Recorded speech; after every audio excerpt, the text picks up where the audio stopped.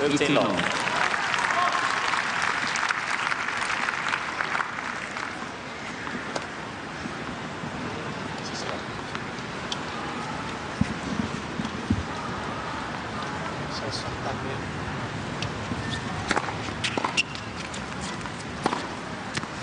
Et il n'a pas l'air de trembler, Marat Safin.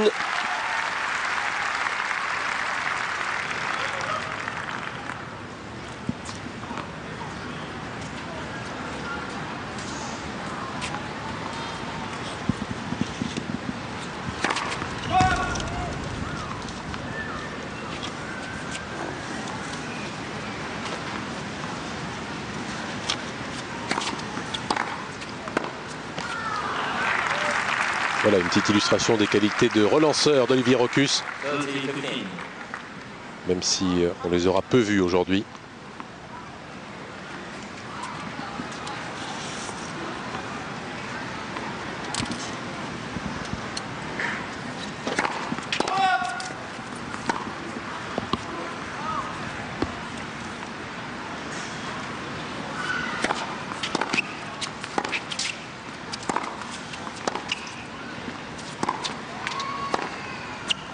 La ligne pour 2 balles de match.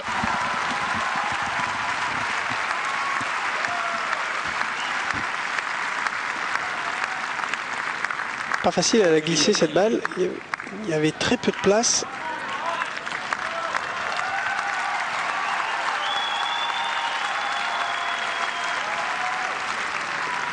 À battre en top 10 en 5-7. Ça donne confiance.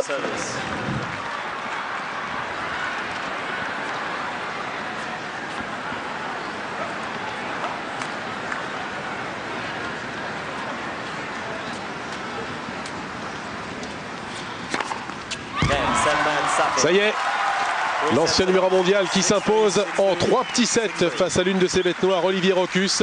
Il a mis la manière, le grand Marat est de retour. Qu'on se le dise dans le tableau messieurs, avec ce score impitoyable, 6-3, 6-2, 6-3 en 1h30. Vraiment du très grand Safin, comme quoi on peut vraiment parler de déclic sur ce match gagné au tour précédent face à David Nalbandian. C'était le dernier 16e de finale dans ce tableau messieurs. Les 8e sont désormais totalement connus. Il y aura donc dans cette partie de tableau Marat Safin face à Tomias. Vraiment des destins divers aujourd'hui et des fortunes diverses, puisque si les deux hommes ont gagné, forcément, l'un c'est vraiment...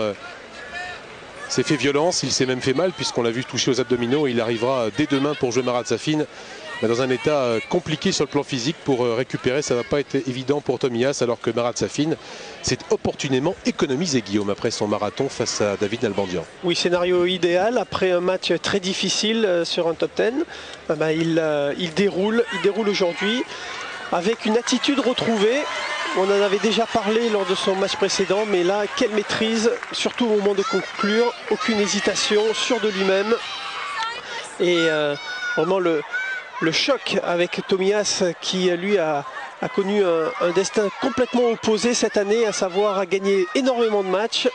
Ce choc va être très intéressant à suivre.